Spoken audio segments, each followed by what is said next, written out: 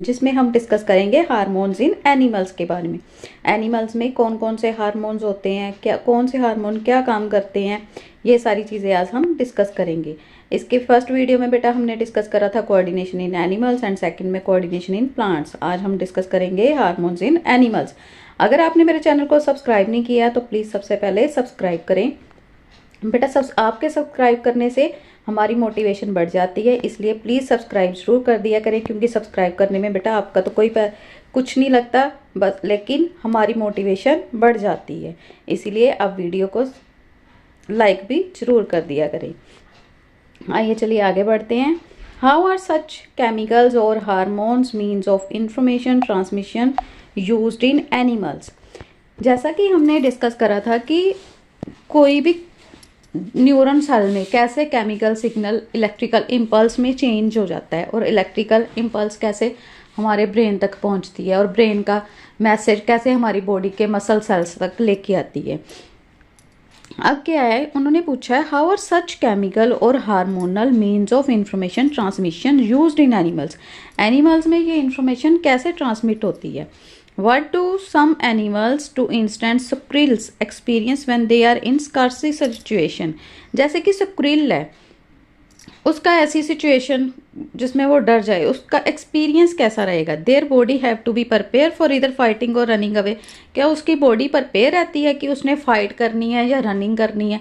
कोई ऐसी सिचुएशन उसके सामने आ गई, जैसे कोई आपने देखा होगा कि कोई भी, जैसे गिलहरी को देखो आप, कुछ खा रहा है, अगर उसने किसी को देखा, किसी एनिमल को देख लिया, किसी ह्यूमन बीइंग को देख लिया, तो वो झट से भागती है। उसको कैसे पता चलता है कि हाँ मुझे किस सिचुएशन में कैसे रिएक्ट करना है, फाइट करनी है या रनिंग करनी है।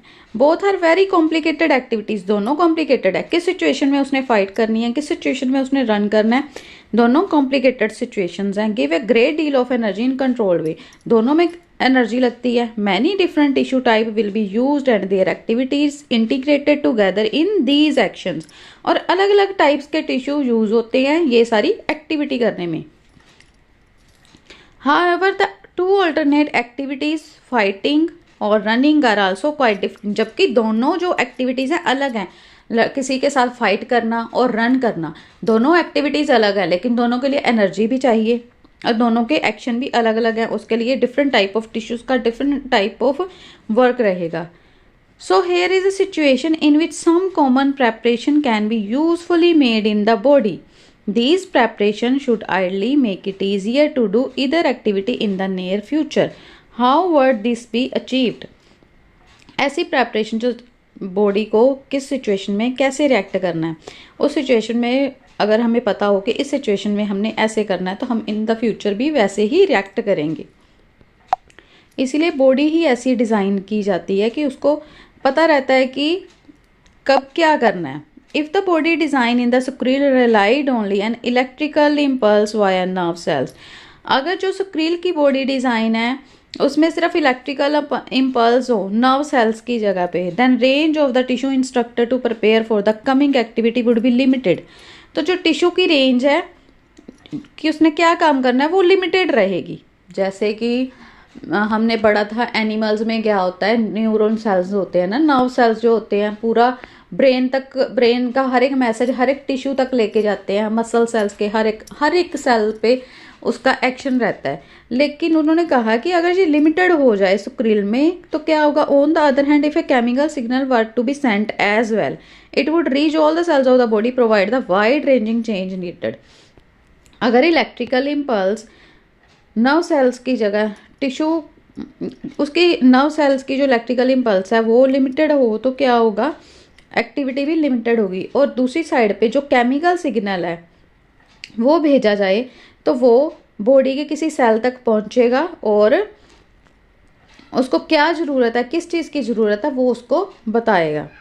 This is done in many animals, कई एनिमल्स में ऐसे होता है, जैसे कि ह्यूमन बींग्स में using A hormone called adrenal.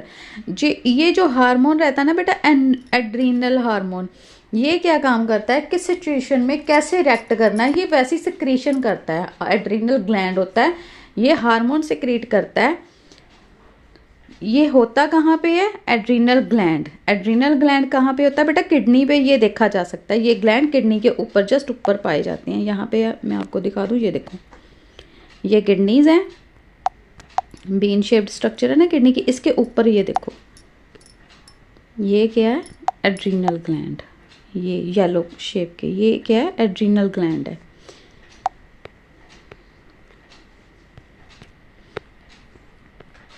Adrenal is secreted directly into the blood and carried to the different part of the body. ये डायरेक्टली ब्लड में सिक्रीशन होती है इसकी, और बॉडी के डिफरेंट पार्ट तक इसकी सिक्रीशन पहुंचती है। टारगेट ऑर्गन और the specific tissue on which it act include the heart. यहाँ तक कि हार्ट, कोई टारगेट ऑर्गन मतलब कि किस ऑर्गन तक उसने अपनी सिक्रीशन पहुंचानी है, उस ऑर्गन के स्पेसिफिक टिश्यू तक उसकी सिक्रीशन पहुंच जाती है। As a result the heart beat faster. कई बार हम ऐसे अचानक से डर जाते हैं, जैसे कोई अचानक से हमें कोई डरा दे, है ना, तो क्या होता है? हमारी हार्ट बीट अचानक से कितनी फास्ट हो जाती है। क्यों हो जाती है? ये जो एड्रीनल ग्लैंड है, ये एड्रीनल हार्मोन सिक्रीट करता है, सीधा ये हार्ट पे इसकी सिक्रीशन पहुंचती है, जिसका रिजल्ट क्या है? हार्ट बीट फास्ट हो जाती है, रिजल्टिंग इन सप्लाई और more oxygen to our muscles. और हमारे मसल्स में ऑक्सीजन की सप्लाई ज़्यादा बढ़ जाती है। Blood to the digestive system and skin is reduced to the contraction of muscles around small arteries in these organs. इसके अलावा हमारे डाइजेस्टिव सिस्टम और स्किन पे और कंट्रैक्शन ऑफ मसल्स कम हो जाती है स्मॉल आर्टरीज के around. This divert the blood toward skeletal muscles. और ये ब्लड हमारे स्केलेटल मसल्स के में डाइवर्ट हो जाता है। The breathing rate also increase. हमारी ब्रीथिंग रेट भी बढ़ जाता है, चाहे हम ना भी भागे हों, लेकिन डर के कारण हमारी हार्ट बीट बढ़ जाएगी, जिसके कारण ऑक्सीजन की सप्लाई ज़्यादा चाहिए, तो उसके कारण ब्रीथिंग भी ज़्यादा होनी शुरू हो जाती, ब्रीथिंग रेट भी बढ़ जाता है। Contraction of the diaphragm and the ribs muscles. और रिब्स मसल्स और डायफ्राग्राम जो होते हैं वो भी, उनकी कॉन्ट्रैक्शन भी बढ़ जाती है। All these responses together enable the animal body to be ready to deal this with the situation. ये सारे रिस्पॉन्सेज क्या दिखाते हैं कि वो कोई भी एनिमल है ना, ह्यूमन बॉडी की अभी हमने बात करी है, ये सारे इस सिचुएशन में डील करने के लिए बॉडी रेडी है। Such animal hormone are part to the endocrine system which constitute a second way of control and coordination in our body. और ऐसे ही एनिमल हार्मोन्स होते हैं एंडोक्राइन सिस्टम में, जो कि कंट्रोल और कोऑर्डिनेशन बना के रखते हैं हमारी बॉडी में। यहाँ पे इस फिगर में ये देखो, एड्रीनल ग्लैंड है, ये सारे ग्लैंड दिखा रखे हैं। ये थायराइड ग्लैंड, पिट्यूटरी ग्लैंड जो ब्रेन में होता है, पाइनल ग्लैंड, हाइपोथैलेमस, इनकी बेटा अलग अलग सिक्रीशन होती है। इन ग्लैंड्स की अलग अलग हार्मोन को सिक्रीट करते हैं, और अलग अलग हार्मोन हमारी बॉडी में अलग अलग काम करते हैं। आइए चलिए आगे देखते हैं।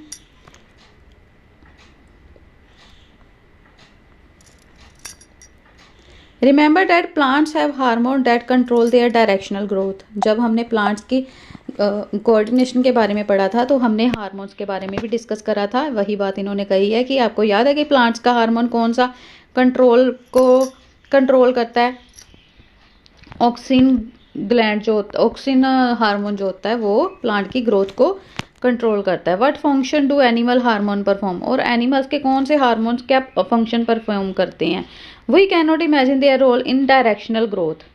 We have never seen an animal growing more in one direction or the other.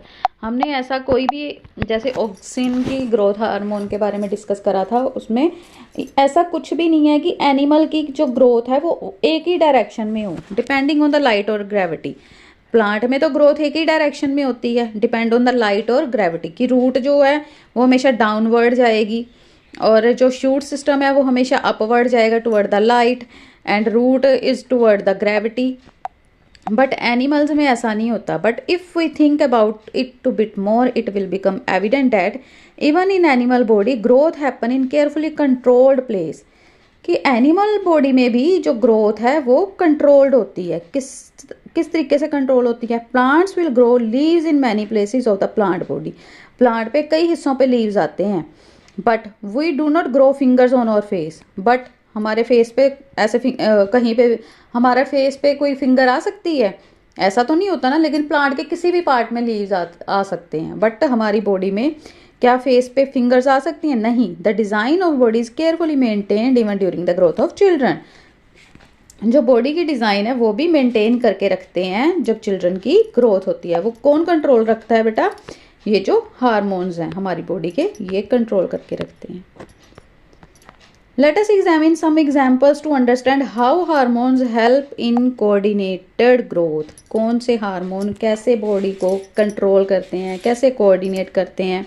We have all seen salt packet which say iodised salt और इनरिच्ड विथ आयोडीन।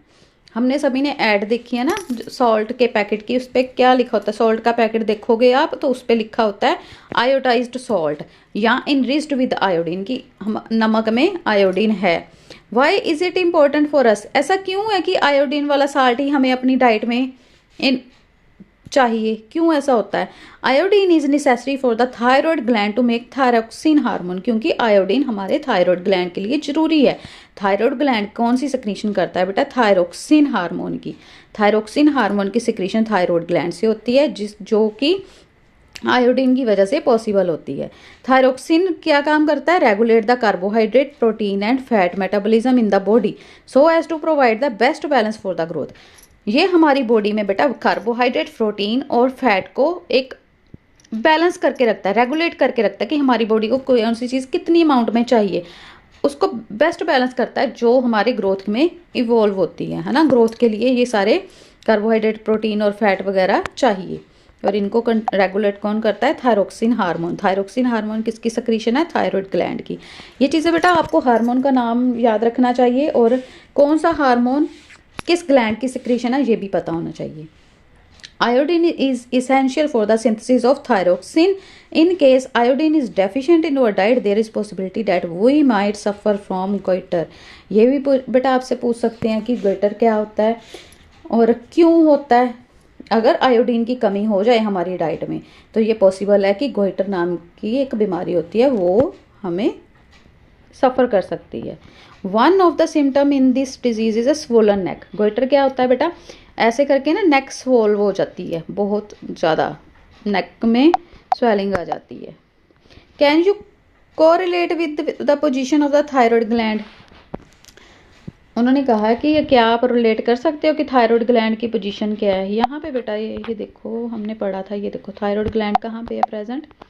हमारे नेक में है ना, यहाँ पे गर्दन पे। तो यहीं पे स्वलन नेक हो जाती है ना, जहाँ पे इसकी सक्रीशन कम हो जाए आयोडीन की वजह से, इसकी थायरोक्सिन हार्मोन की सक्रीशन कम हो जाएगी, तो ये जो नेक है यहाँ पे स्वोलन पार्ट बन जाएगा, जिसको उस बीमारी को कहते हैं goitre. Sometime we come across people who are either very short. कई बार क्या होता है, ऐसे लोग भी हम देखते हैं जो बहुत ज़्यादा शॉर्ट होते हैं और जहाँ बहुत ही ज़्यादा लंबे होते हैं। Have you ever wondered how this happen? ऐसा क्यों होता है? Growth hormone is one of the hormone secreted by the pituitary. Pituitary gland में बेटा एक सिक्रीशन होती है पिट्यूटरी की हार्मोन, ये है ग्रोथ हार्मोन से रिलेटेड है। ग्रोथ हार्मोन को, ये ग्रोथ को कंट्रोल करता है। पिट्यूटरी ग्लैंड कहाँ पे होता है? ब्रेन में होता है। As its name indicate, growth hormone regulate the growth and development of the body. ये ग्रोथ और डेवलपमेंट को कंट्रोल करता है। If there is deficiency of this hormone in childhood it leads to dwarfism. अगर बच्चे में इस हार्मोन की कमी हो जाए तो ड्वार्फिज्म आ जाता है। ड्वार्फिज्म मतलब हाइट नहीं बढ़ती, छोटे रह जाते हैं बच्चे। You must have noticed many dramatic changes in your appearance as well as your friends as you approach 10 to 12 years of age. आपने नोटिस किया होगा जब आप 10 से 12 साल की उम्र के होंगे, या आपके फ्रेंड्स, अगर आपने अपने में नहीं चेंजेस नोट करे, अपने फ्रेंड्स में तो चेंजेस नोट करे होगे। जब 10 से 12 साल के बच्चे होते हैं तो उनकी अपीयरेंस में चेंज आता है, फिजिकली बॉडी में कई चेंजेस आते हैं। ये चेंजेस किससे एसोसिएटेड है? With the puberty are because of the secretion of the testosterone in males and oestrogen in females. Females में ये ओस्ट्रोजन हार्मोन सिक्रीशन होती है और मेल्स में टेस्टोस्टेरोन की सिक्रीशन होती है। ये प्यूबरिटी की एज में होती है। जब बच्चे 10 से 12 साल 14 साल इतने की उम्र के हों तो चेंजेस आते हैं बॉडी में। Do you know anyone in your family और friend who has been advised by the doctor to take less sugar in their diet because they are suffering from diabetes? क्या आपने ऐसा अपनी फैमिली के friend में सुना है कि डॉक्टर उनको एडवाइस करें कि आप अपनी डाइट में शुगर को कम कर दें क्योंकि डायबिटीज़ से पीड़ित हैं? क्यों डायबिटीज़ हो जाती है उनको? As a treatment they might to be taking injection of insulin, और ट्रीटमेंट के दौरान उनको इंसुलिन के इंजेक्शन दिए जाते हैं। क्यों दिए जाते हैं इंसुलिन के इंजेक्शन? ये भी एक हार्मोन है which is produced by the pancreas. ये पेनक्रियाज में इंसुलिन का हार्मोन सिक्रीट होता है। Help in regulate blood sugar level. ये किस चीज़ को हेल्प करता है? ब्लड में शुगर लेवल को कंट्रोल करता है। It is not secreted in proper amount, the sugar level in the blood rise causing many harmful effects. अगर शुगर का लेवल कम हो जाए तब भी मुश्किल होती है, अगर ज़्यादा हो जाए तो बहुत ज़्यादा मुश्किल होती है। इसके हार्मफुल इफेक्ट्स रहती हैं। इसको कौन कंट्रोल करता है? इंसुलिन। इंसुलिन की सिक्रीशन कहाँ पे होती है? पेनक्रियाज में। It is so important that hormone should be secreted in precise quantity.